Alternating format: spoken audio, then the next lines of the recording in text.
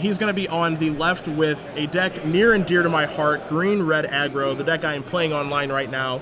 I mean, pretty standard stuff, birds, elves, Strangleroot guys, Huntmasters, Zeniths, and all that good stuff. And, of course, Bonfire of the Damned, because come on. Yeah, he's got a couple Thundermaw Hellkites in there, buddy, for you. Yeah, he's got a few Thundermaw Hellkites, 2 in his main deck hiding out. He's also got some Wolffair Avengers, which hasn't seen a lot of play recently. So he's going to be against Nyapod by Darwin. Anything special in his deck list, Glenn? Not really. He's got like the one Oblivion Ring. He's going with the Elvish Visionaries over Strangleroot Geist, which is a decision Patrick and I were talking about. So other than that, it's a pretty conventional list from the looks of it. Okay. I can't tell. We are getting glared right in next week. I'm going to assume that's a 1-mana guy.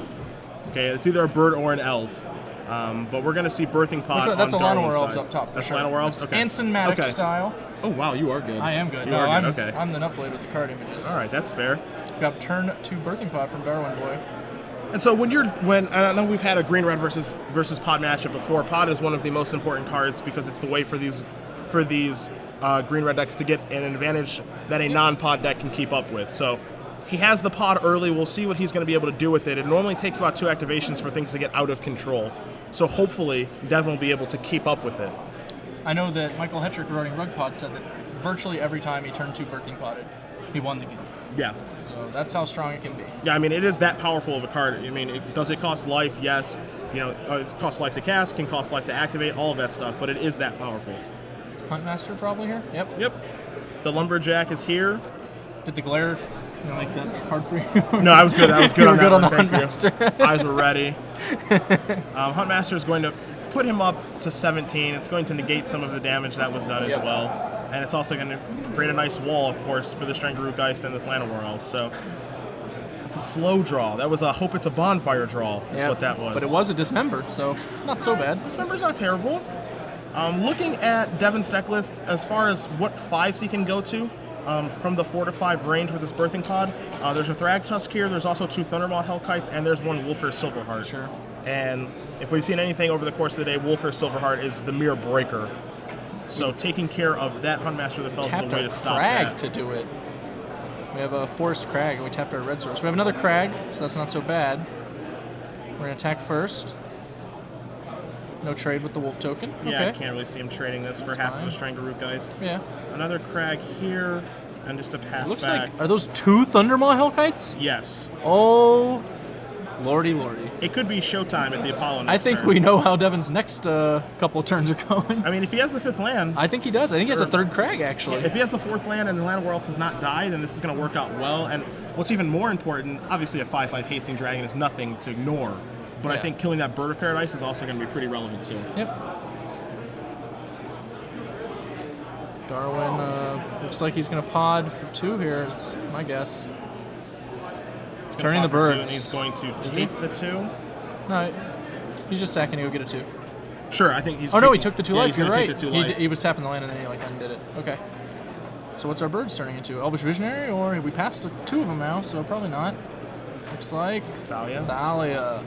Well, that's not going to do it against Dragon. Yeah, that's not going to stop Dragon. I mean, obviously... We might just be dead next turn. His 1s and 2s... I mean, turning a 1 into a 2 is nothing impressive in Birthing Pod. You know, he has the option of Elvish Visionary. I don't know, does he have a Strangleroot Geist in his deck at all? I don't think he even has 1. I was looking down. He doesn't have 1. So this doesn't even turn Bonfire off so much. Yeah. So, I mean, one of the most important cards in these green mirrors is Bonfire of the Damned, and that's live now. Well, he'd have to cast it for 1. He can't cast it for 2. Sure. With the Thalia in play. But Darwin doesn't know that Devin's not playing a Bonfire or anything. We see a Cavern of Souls. I'm going to assume that Angel is named, but we'll get confirmation on that shortly. Yep. But yeah, Angel. Okay, it is Angel as it typically is. So there is a Restoration Angel that he does have to be aware of. I'm loving the drumming fingertips. Yeah, the drumming fingertips. How bad am I going to get you? Drum the fingertips. Boom. Dag-ron. As if there was any other play to be made. Yep. Oh, we got a reader. We have a reader.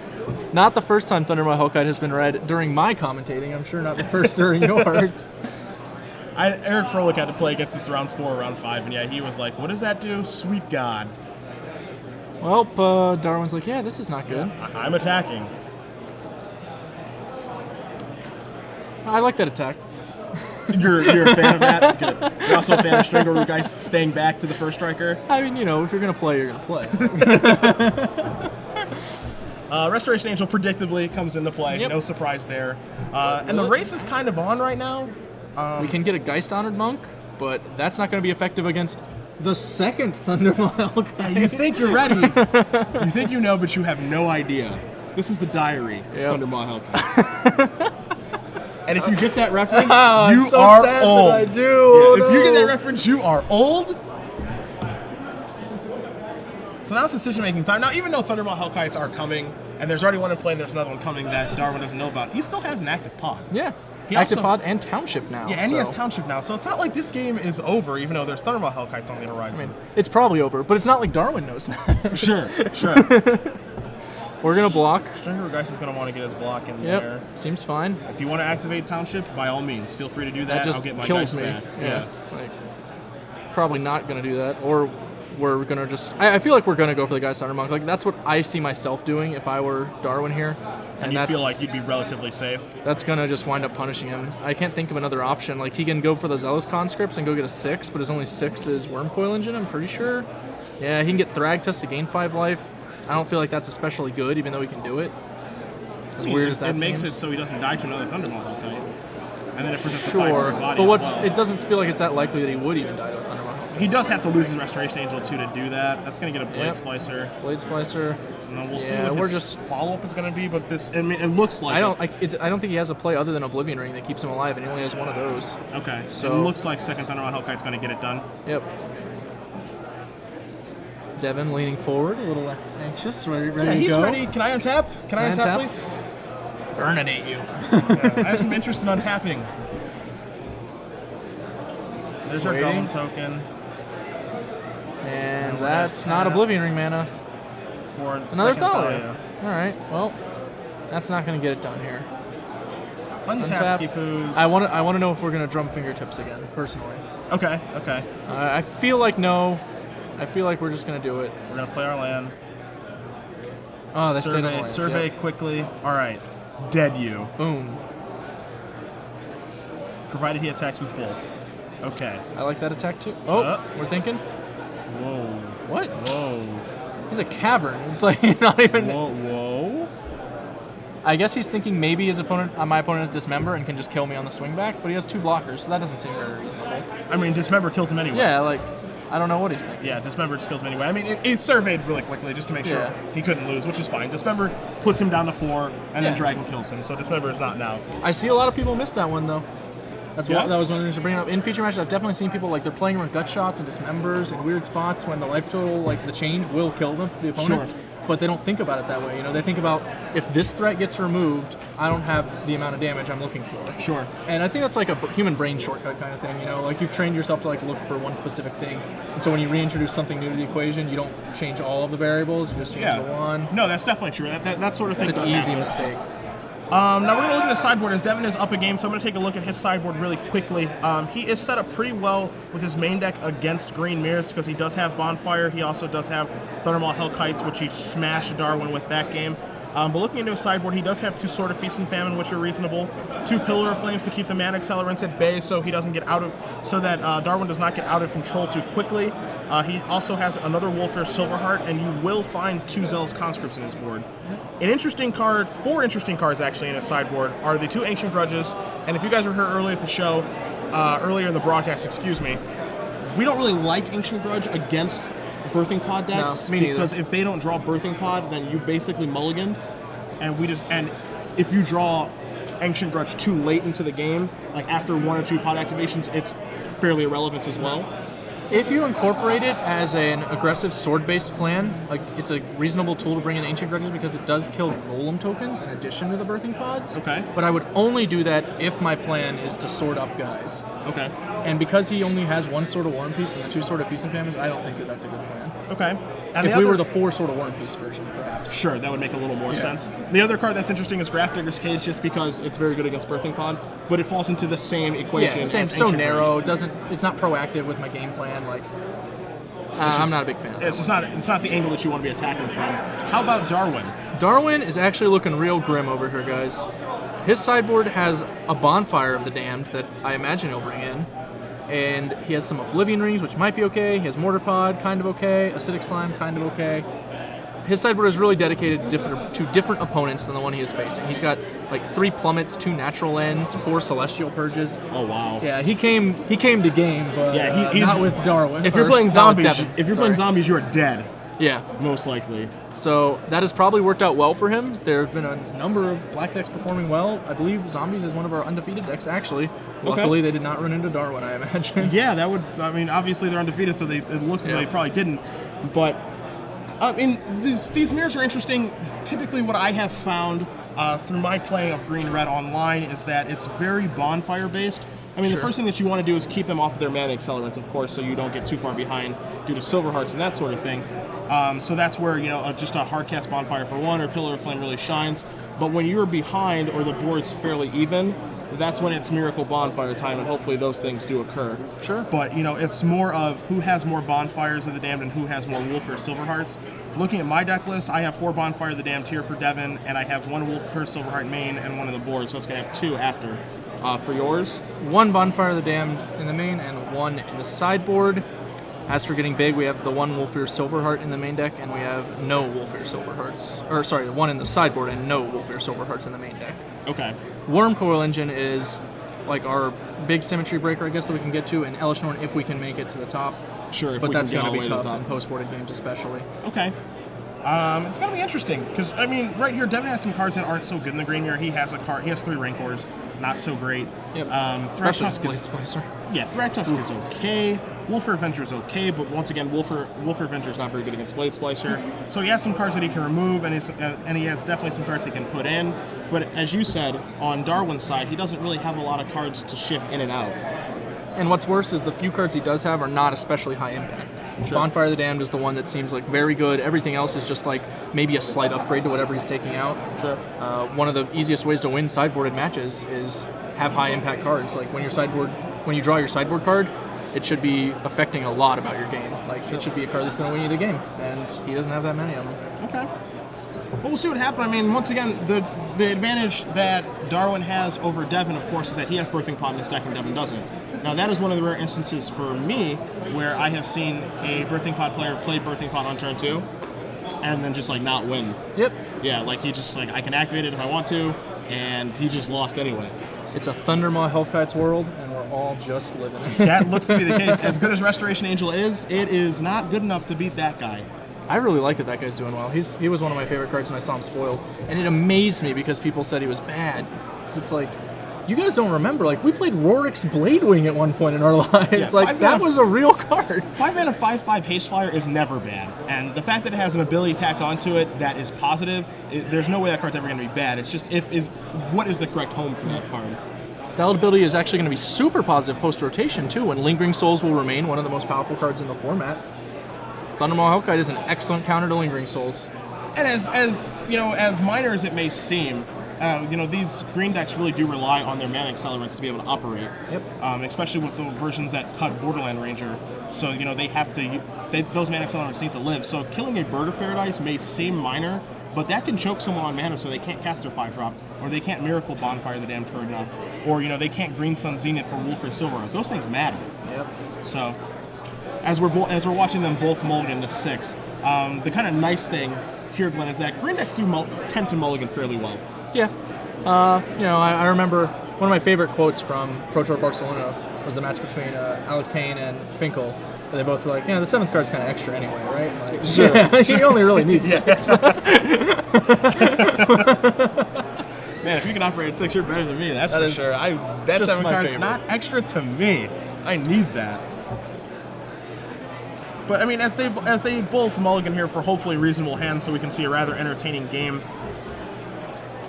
I think playing first is a pretty big deal in these matchups. You know, you want to get ahead, with your mana accelerants.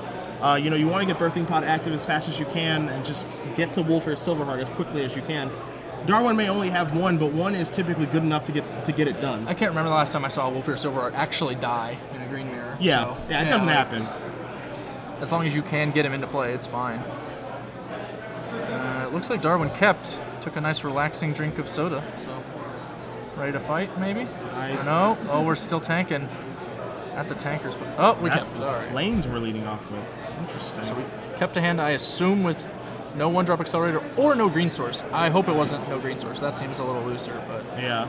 And I don't know if you caught in Devin's hand, but you are going to find an Ancient Grudge in his hand, which is something we talked I guess about. that's his choice.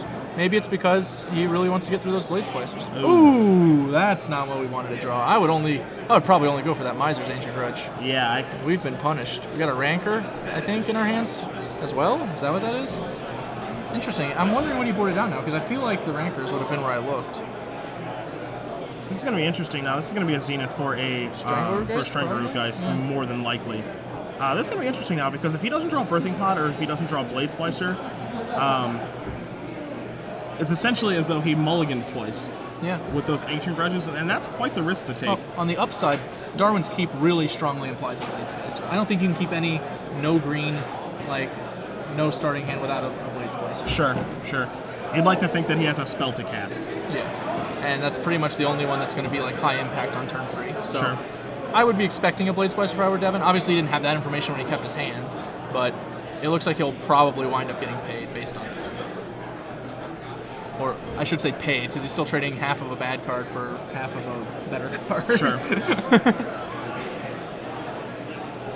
So we would presume, okay, there's green mana, so that's fairly good. Now here's Blade Splicer. Yep. So this Ancient Grudge is going to look a lot better. Probably drew that thicket. We do have a Birds in our hand over there, it looks like, and Geist Honored Monk. Yeah, I saw Geist Honored Monk as well get shuffled through. We know that Geist Honored Monk is not the saving grace we might expect it to be. Huntmaster is the draw step for Devin this turn. Ancient Grudge, Rancor. I think Alanor Elves is the second card in from the left, but I'm not 100% on that one. Let's see what the play is this turn. It looks like it's going to be an Ancient Grudge to start. Yep. Okay. Expected.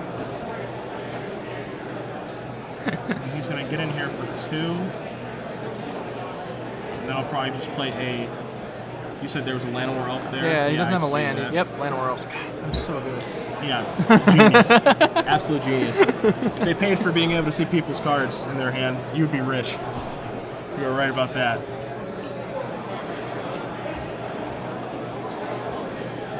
Borderland Ranger is what we're going to see here. I like that he chose to Borderland Ranger. Need to get some mana, and I like that he got one for a mountain. He didn't get tempted into getting like forest and playing his birds, because that play is just real loose. Yeah, I mean if that bird gets killed, yep, and things are off for you. But at the same time, you know, he does have Geist Honored Monk in his hand, so he does need to draw a land to be able to cast it. So he also knows that Devin is land light, so he really just wants to develop, start playing his more powerful spells. If your opponent's stuck dropping little guys and can't play anything serious, you just want to be dropping awesome threats and killing them. Yep. Draw a card. No Bonfire. Zealous Conscripts. Not a bad draw. Not a bad draw, but not a castable draw either. Huntmaster is still fairly threatening right now. Yeah, Huntmaster is very reasonable. It'll let you take advantage of the fact that you don't have any more spells, really. You can just let it flip, start doing some damage. I suppose Rancor is slightly defensible here. I don't really like it that much, though. I'd rather just attack first. I think we're going to attack and play a Huntmaster is my feeling. I feel like that's what's going to happen, too. And if he left Blade Splicer black, then he should be... I'm interested... That play I don't like very much at all. He should have either attacked or be blocking. Yeah, he should either be attacking or blocking. No attack, no block. You're not getting anything out of your card. A magic lesson I got in my early days from one Christopher Fennell. I'm not going to block. I'm attacking. Yeah, I'm attacking, yes. I'm going to take my point of damage where I can get it. Once I learned to start calling those, my win rate increased significantly. So we're going to untap here. A 5th land is rather important. Also, Bonfire is live here for Darwin, even though he only has 1. It's rather good right now. Throwing a wolf token over there. A real one. An SCG wolf token. I love that wolf token. It's sweet looking. Draws his card. Not what we were looking for. I think I saw an Elvish Visionary getting shuffled around in there. Oh, you drew the 5th land. We have Visionary, Geist Honored Monk, Birds of Paradise, and another card. We're casting Geist Honored Monk.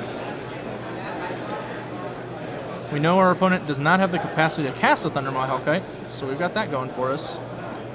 Right now, however, we have that going for us. If he peels a land, both Thundermaw Hellkite and Bonfire the Damned are really bad. Bonfire would just wipe him. Yeah, Bonfire clears him. Thundermaw Hellkite clears the tokens, which basically makes Geist a much worse card. I still think I like this play from Darwin just because he has to start getting aggressive. Like, he needs to win the game. His opponent's not going to be mana screwed for forever. That's just true. Sure, I mean, that's definitely true. You know, I don't dislike his play, but there's a lot that can go wrong for him this turn. Huntmaster. That was actually a very awkward draw for Devin because it's one of the more powerful spells he can cast on a turn when there's reasonable incentive to not casting a spell. Yeah, I mean, I could see not casting a spell, flipping his Huntmaster, you know, shooting down maybe a Spirit token, or shooting down the Borderland Ranger. I think you have to get the Borderland Ranger so that your Bonfire will still kill everything. Because if you Gavany Townships next turn, you can't Bonfire for 2 anymore. Sure. To get everybody. And his hands, well, I mean, I guess... I mean, he's still gonna I guess cast if you have the Bonfire. 4/4, you're okay. I don't know, you're ahead in the race, but yeah. I mean, he doesn't have a Bonfire, because this is all pretty moot. Sure. He has to peel both land and Bonfire, but Darwin doesn't know that, so Darwin's probably a little more frightened. Yeah, I mean, probably on edge. I mean, things can definitely spiral out of control rather quickly. He's just gonna pass. Things can spiral out of control here. Let's see what he targets. Okay, he's gonna target Blade Splicer, which is okay. I would not target that one mostly because if my opponent has Restoration Angel, it's so grim. Yeah, it's a giant blowout. Yeah, it's the worst of all the possible things. We have the Ancient Grudge that we can blow, but it's still just like yucky. You know, I don't think that there are like a lot of good targets out there. If you're worried about Restoration Angel, you're gonna kill a Spirit token. Yep. I mean, because you can't target Borderland Ranger because Gavany Township is on the board. So, Blade Splicer is maybe the best target there. I guess Spirit token may be better. I like Spirit Token personally because the Gavany Township is going to make them so much more threatening in the air while that Geist Honored Monk holds the ground. But I don't know what Devin's plan is. If Devin is trying to play to peel a Bonfire, then leaving the Spirits around is fine. If he's trying to play to peel, I don't know, I guess Bonfire is pretty much it. Yeah. What else are we doing? We have another Huntmaster, so that clock is not that impressive. The Geist Honored Monk can't afford to attack. At least not yet. Yeah, not yet. He doesn't have enough. He doesn't have enough of a war. As soon as those Spirits make it to 3/3, though, I think this game's over. That's just my layman's opinion. Well, if they make it in time, I'm just going to cast Elvish Visionary. That was aggressive. I would really rather just spend this turn growing than casting a Visionary. Are we? No, we're not passing. Okay. Yeah, that's a pass. Wow, he just drew Copperline Gorge, though, didn't he? Like, did he? Oh, he played a land already, I think. Yeah, he played a Gavany Township. My bad. I didn't notice that he had a third one. Yeah, sure. He should have cast a spell first before doing any. Yeah, he should have cast Visionary first before doing anything. Yep, definitely. I know that personally from his WoW TCG experience. That's a Patrick Sullivan pet peeve. TM. Sure. Yeah, you must draw your card first. Get your information. Get your information before you decide what land you're going to play. So now decisions. This Rancor is still here. And I mean, you can tell just by watching this particular game why Rancor isn't very good in the sideboard of games. At no point was casting this ever going to be very good. It's just something to do. Yeah, like it's just +2/+0 and trample is nice. You can make your flipped Huntmaster into a 6/4. Whee! That's great, but well, that appears to be what we were actually doing. I imagine we're going to Rancor here, attack and offer a trade with Geist Honored Monk, and then play another Huntmaster is probably what he's thinking. But yuck. Yeah, I mean, if it's Geist Honored Monk, I'm willing to trade. I believe I'm willing to trade. On 12, I think we just have to. Yeah, I don't think you can afford to go to. Oh, he's gonna. No, you don't play the Huntmaster first. That gives him too much information. I don't like this. He may just not be attacking. If he's not attacking, I guess that's fine. But if you're not attacking, I don't really know what you're doing here. That Geist Honored Monk will just become out of control so soon. Like I said, those guys make it to 3/3. This one's done.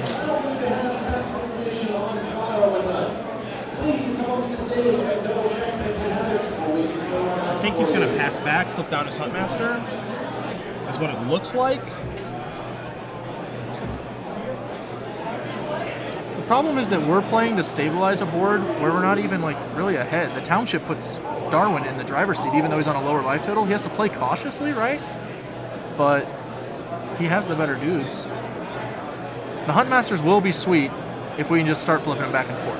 I think that's probably our best plan here. They will Go ahead. Sorry. If Darwin had Township last turn, he'd be able to get his stuff out of range of the flipping Huntmasters. Yes. Like, he would need to target both triggers on the same creature to start really killing stuff, which would be pretty good. Look what we found. Uh-oh. That's a lot of manners. This is... Bonfire? Yeah. Oh, I couldn't see it. Yeah. Oh. This is so ugly. This is all the things going to the graveyard. Watch all of the things going to the graveyard. Is he just dead? He feels really close. Yeah, no, he's at 26. But I mean, the game is probably over. Dead for all intents and purposes. He gets a Stringer Root Geist back. He has no mana. Everything. No, the only way Devin can peel a Bonfire back and mop the board. Yes, it could be a battle of the bonfires. But this is what the green base mirrors are based on. We have to chump the Geister Monk and try to peel a Bonfire. I feel like that's our only real line. Or we could take its damage, but that feels excessive. That's a lot of damage. I'm not wholly against that play. It's just a little riskier than I would run. Like, the problem is that the hand has no action. Wait, did we not pick up our Rancor?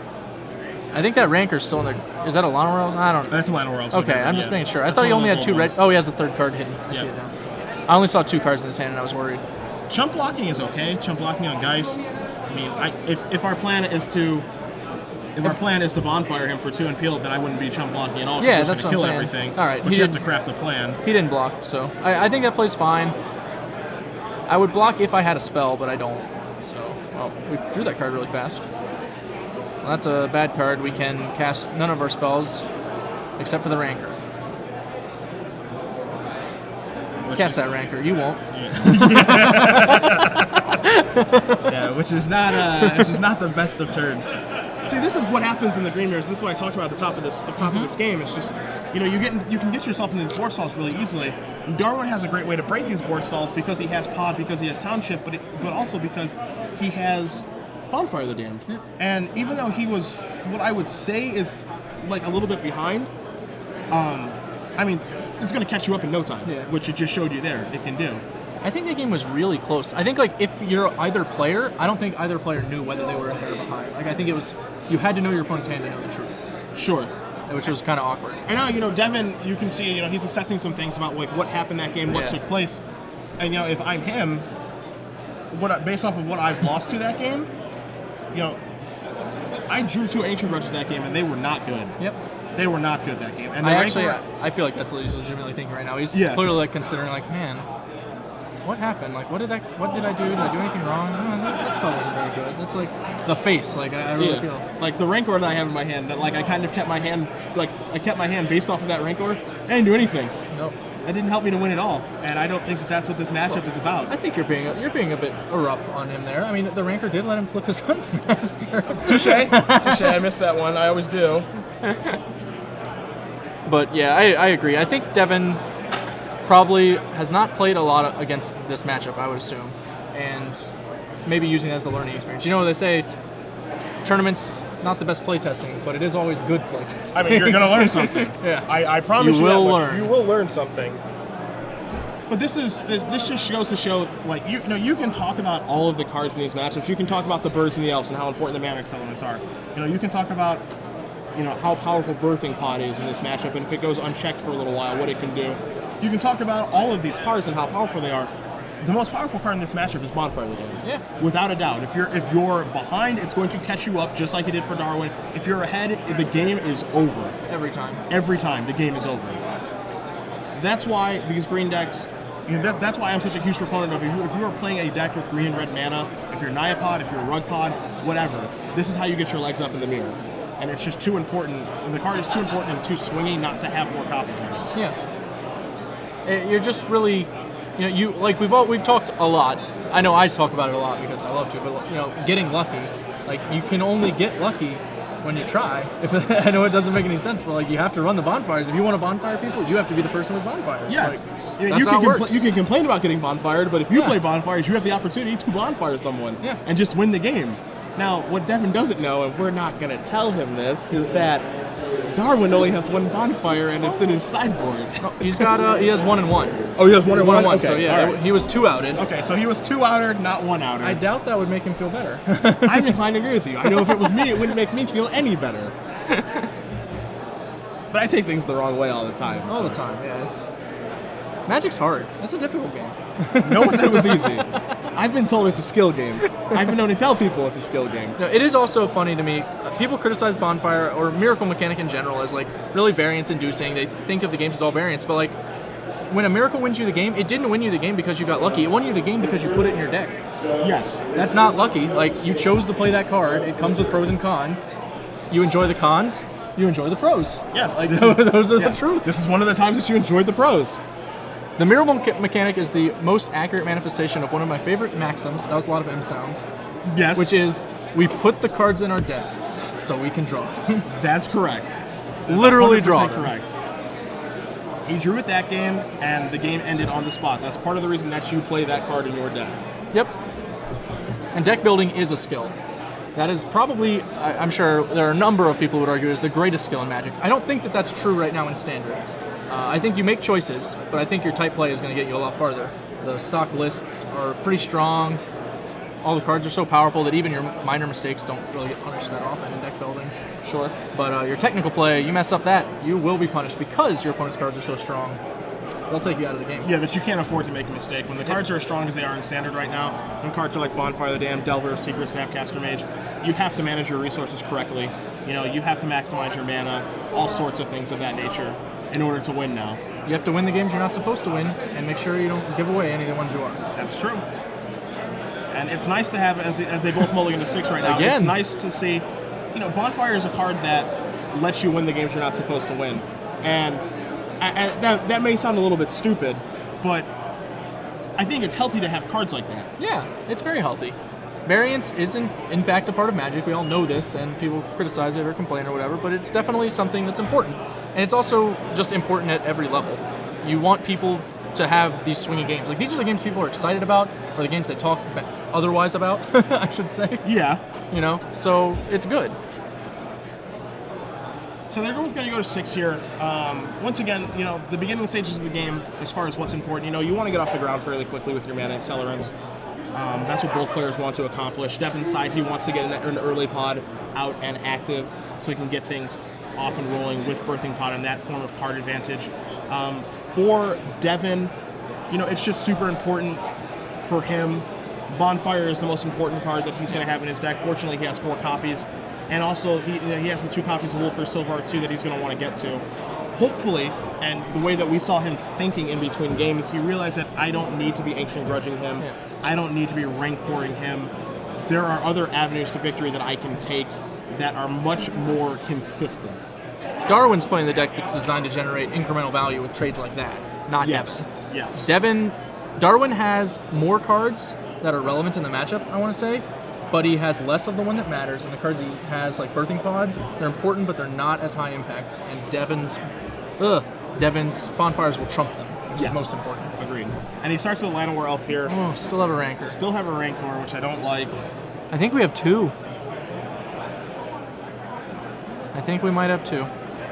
I mean, if Darwin stumbles, we might be able to get out there, but it doesn't look like that's going to happen. His hand is Birds, Pilgrim, Zealous Conscripts, and another card, right? Yeah, and another mystery card. I mean, we'll see what happens. Double Rancor can potentially steal a game. It can steal a game, especially if he peels a Bonfire against this Birds, Avacyn's Pilgrim hand. Yeah, that'll get him put real the good. game away. Cavern on Birds is the good funny one, too. You're not going to get much use out of that Cavern. But we're going to get 2 uses out of that Cavern. Alright, so here comes Stranglegeist. I think that's what I thought was the second Rancor, okay. So I think we might not be in as skirmish shape as I thought. We're going to Rancor this. We're going to get in for 4. Well, that's a nice little clock. I mean, it's a clock, but there are too many ways for the Birthing Pod deck to be able to handle that clock. Something super simple as Blade Splicer is going to be able to take care of that. Yep. We are on the 1-drops. This is a risky hand for someone that has 4 Bonfires in this deck. Yep. Bonfire is and Thunderbolt Hellkites even. Yeah, Bonfire is game over at any point in this game. Ooh, I thought that was it. Oh, it was an Ancient Grudge. We have been righteously punished once again. There's the mulligan we've been talking about. I mean, yes, it takes care of a Blade Splicer, which would be good here. Yes, it's going to take care of Birthing Pod, but it might wind up even being good just because of the specific kind of hand Darwin may have kept, you know? which is awkward because that's going to be one of those moments where a card that is pretty debatable gets reinforced in a positive way. Yeah. Very dangerous thing to have happen. It could be detrimental to future matches of Magic. I know I've read from a number of writers, I'm sure, most recently from Flores, it's like one of the worst things that can happen is when you win a game by making a bad play. Sure. It can be so detrimental to your growth as a player. You see 3 mana? Zenith, I'm calling it. I know he has a Zenith in his hand. I'm cheating. Okay, yeah. So I just didn't tell you. I don't even know why they let me in the booth if you know what's going to happen. I don't know what the heck they did flying me out here for this, because I don't know anything. But this is going to get another Strangle Root, guys. I mean, the pressure is on. It is, of course, Darwin needs to catch up and catch up quickly. Yep. And Bonfire's not going to do it for him. Yeah, and Bonfire is certainly not going to catch him up. I mean, he has the cards to do it. A card like Thrag Tusk is fantastic right now. Sure. You need to buy some time, find some lands, have your opponent not draw Bonfire or Thundermaw Hellkite. I mean, these are all tall orders. He's not in an enviable spot, but these are things that can happen. That's an attack for 7, which will put him at 9 if there's no blockers. I imagine he can't afford to block with the 1 land. It's so grim, though. That's the only mana producer he'll get to keep if he gets Thundermaw Hellkited. That's true.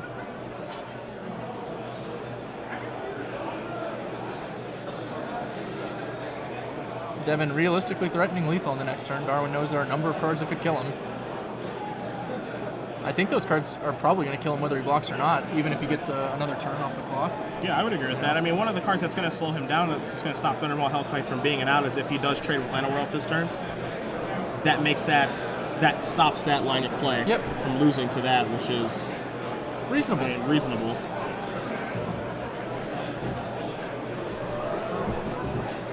And I mean, he's obviously contemplating that for this entire turn.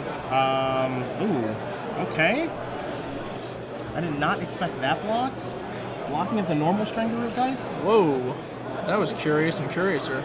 I guess now we're deciding to draw a Bonfire of the Damned, one of our 2. He didn't. Based on how he peeled that card, I think that was our plan. Yeah. And if you're going to block any of them, I think you would block the one with Trample, right? So he has to cast Rancor next turn? Is that wrong? I guess. He does get to trample over for damage. You lose a damage, but...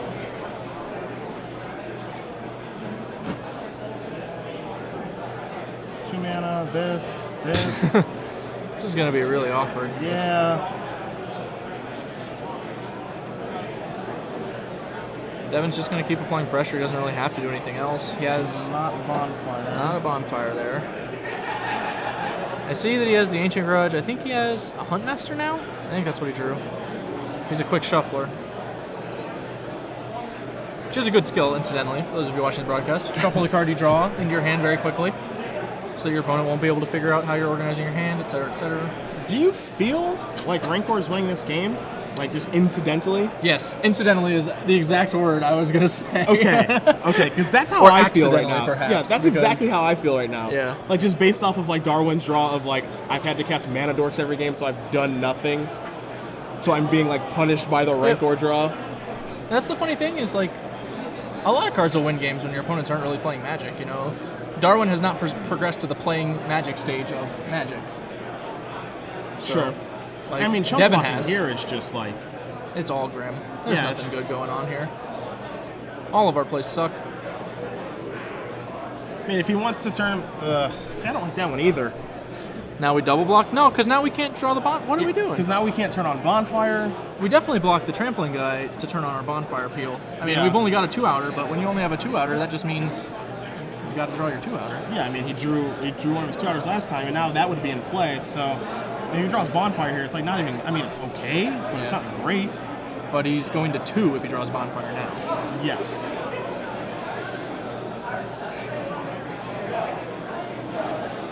One of the things the errors I see, and I cover a lot of matches, obviously, watch a lot of people play Magic, and one of the distinct errors I see people make a lot is they go for plays that let them die slower instead of maybe win. Sure. Yeah. That's a real split in a lot of people's choices.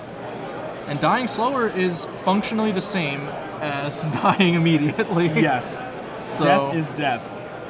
That's an Oblivion Ring on that. Yep, that's not going to save us, so we're still dead on Rancor board. come back for that? Yeah, it comes back. It comes back, yeah. Its Rancor triggers off of itself going to the graveyard, okay, so sure. We are dead on board. Yeah, we are actually facing down lethal on the table. Just one, I mean, he can cast Rancor or he can not cast it and flip his Huntmaster, but it's lethal either way. Yep. Magic's real hard. You know, I don't know what was in Darwin's hand very well outside of the Zealous Conscripts, but I just think that his resources were just very mismanaged this game. I think he kept a hand with so many mana accelerants that he figured, I'll draw into some action and I'll be able to get ahead of him, but that never happened. Sure. And that was the problem. I mean, even having a 3/3 body at one point would have been, like... Yeah, very relevant. Like, very relevant. Cast the Rancor. I like the play. Cast the Rancor. Kill him. Yeah, it's not bad. It's not bad. And Devin Nambiar. That may lock Devin Nambiar into top 8. He may be able to draw in a top 8 with green-red aggro, pushing him along to, what's the 10 rounder? So 8-1. Yep. Wow.